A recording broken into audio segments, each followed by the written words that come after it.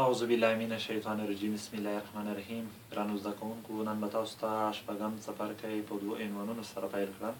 لومړی عنوان دی موضوع او عمودي خطونه او دوهم عنوان دی خارجي او داخلي متبادلې زاویې. دوه خطونه هغه وخت موضوع دي چې یو د بل سره مشترکه نقطه ونه لري او یا هم د امتداد څخه وروسته یو بل کته نه کړي. دغه دوه خطونه یو د بل سره موازي خطونه دي، ځکه چې یو د بل سره مشترکه نقطه هم نه لري او که امتداد ورکړل شي بیا هم یو بل نه کته کوي. که امتداد هم ورکړل شي یو بل نه کته کوي، که هر څومره امتداد ورکړل شي بیا به هم یو بل نه کته کوي. نو دا دوه خطونه یو د بل سره موازي خطونه دي. په سمبولیکه بڼه دغسې لیکلی شو چې ای بي خط موازي دی د سی ډي خط سره. دغه د موازیتوب علامه ده. دوهم عمود خطونه.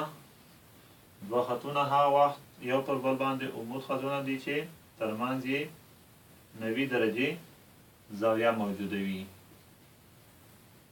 که په سمبولیکه بڼه یې ښیو، دغسې لیکلی شو چې ای بي خط عمود دی پر بی سی خط باندې.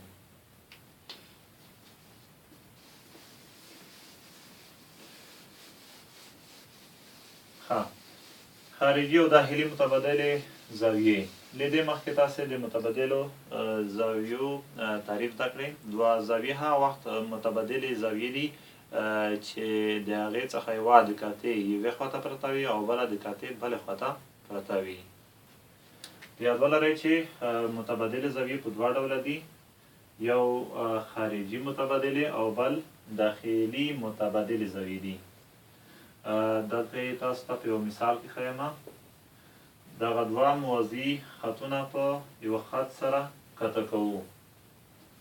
دلته دغه زاویه د دې سره متبادله ده، ځکه چې دا د کاتې یوې خواته پرته او دا د کاتې بلې خواته. دغه زاویه بیا د دې سره متبادله ده، ځکه دا د کاتې یوې خواته او دا د کاتې بلې خواته پرته ده. همدغه شان دغه زاویه د دې سره متبادله ده، ځکه دغه د کاتې یوې خواته پرته، دا د کاتې بلې خواته. همدغه شان دا د دې سره متبادله زاویه ده.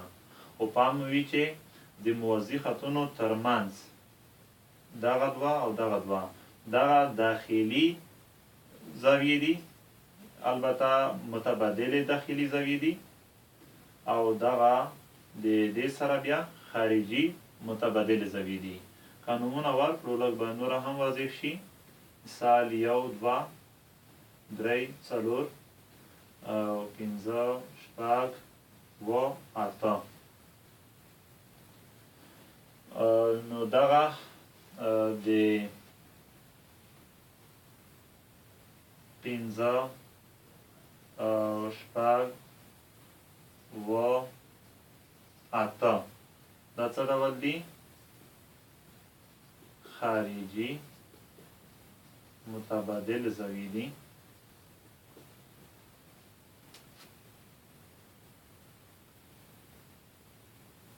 اته د 5 سره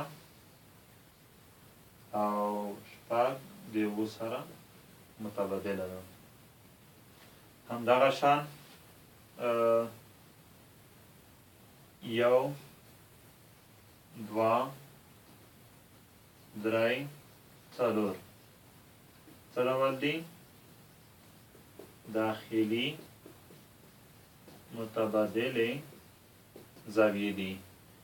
1 د 4 سره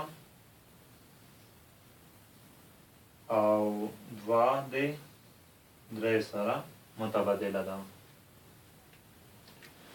اوس دا خبره چې متبادلې زاویې په خپل منځ کې سره مساوي هم وي، په یو مثال کې دغه ثبوت کوو.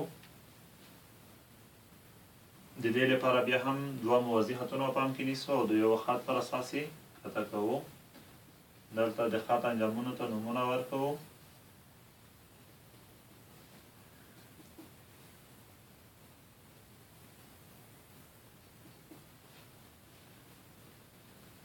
لومړی کار دا کوو چې دلته د موازي خطونو ترمنځ قاطع خط چې دی د دې منځنۍ برخه باندې یو دغسې خط رسم کړو.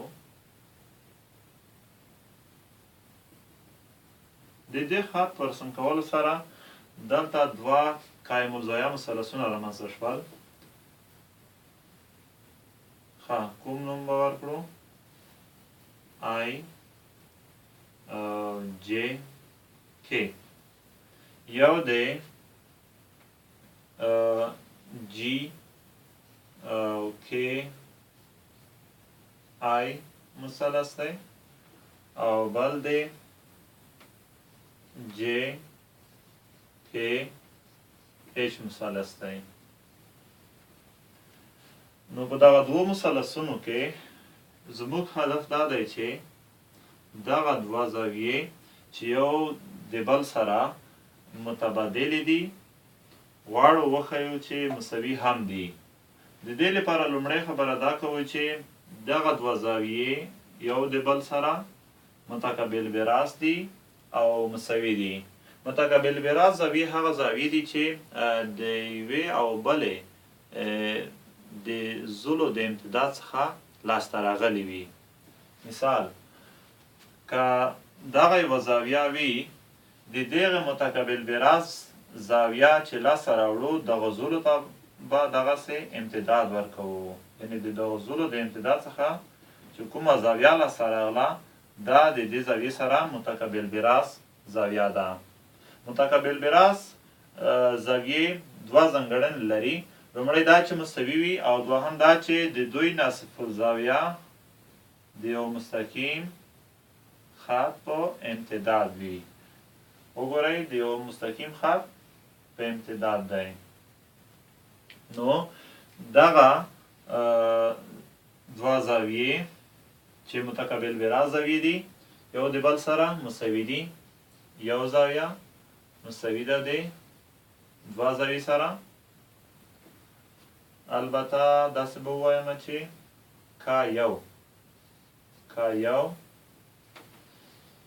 دغسې به یې ولیکم کا یو زاویه مساوي ده د کا دوه زاویې سره.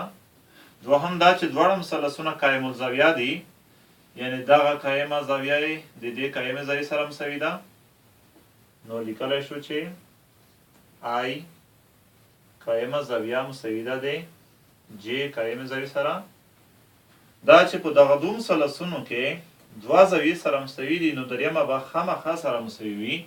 نو لیکلی شو چې دغه زاویه د دې زاویې سره چې متبادله زاویه هم ده مساوي هم ده. موږ دې ته نوم 3 ورکړو او دې زاویې ته نوم 4 ورکړو. لیکلی شو چې 3 زاویه هم مساوي ده د 4 زاویې سره. نو موږ ته یې وروستی دا خبره واضحه کړه چې متبادلې زاویې یو د بل سره مساوي هم وي.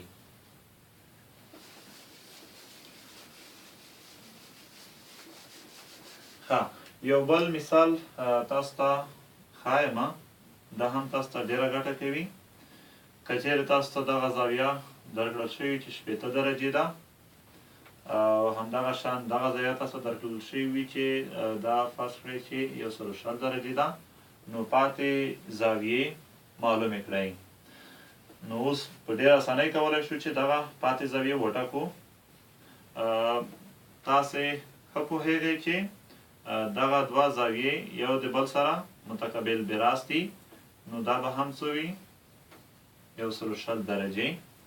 همدغه شان دا د دې زاویې سره متقابل براس ده دا به هم څو درجې وي 80 درجې. اوس د نورو دوه زاویو د ټاکلو لپاره داسې کوو چې دا خو یو مستقیم خط دی. د مستقیم خط د زاویې پراخوالی 180 درجې وي. دا چې دغه زاویه 160 درجې ده نو دغه پاتې زاویه به څو درجې وي 80 درجې. دغه زاویه د دې زاویې سره متقابل براس ده. دا چې دغه 80 درجې ده نو دا به هم څو درجې وي 80 درجې. دلته هم دا چې 80 درجې ده دغه زاویه نو دا به څو وي 160. دا چې دغه زاویه د دې سره متقابل براس ده نو دا زاویه به هم څو درجې وي؟ 120 درجې. دغسې هم ټاکلی شو او دغسې هم ټاکلی شو. کله چې دغه معلومه شوه نو دا د دې سره مساوي ده، ځکه چې دا دوه په خپل منځ کې متبادلې دي. همدغه شان کله چې دغه معلومه شي د دې پر اساس دغه ټاکلی شو، کله چې دغه معلومه شي د دې پر اساس دغه ټاکلی شو، ځکه دغه ټولې دوه په دوه یو د بل سره متبادلې زاویې دي. کله چې دغه معلومه شي د دې پر اساس موږ دغه زاویه ټاکلی شو. نو تاسې هم کوشش وکړئ چې دغه شان یو څو مثالونه د ځان سره یاداشت ولیکئ. ګرانو زده کوونکو، درس مو په همدغه ځای وستی. بیا چې له یوه نوي درس سره زرېږم، د الله په امان.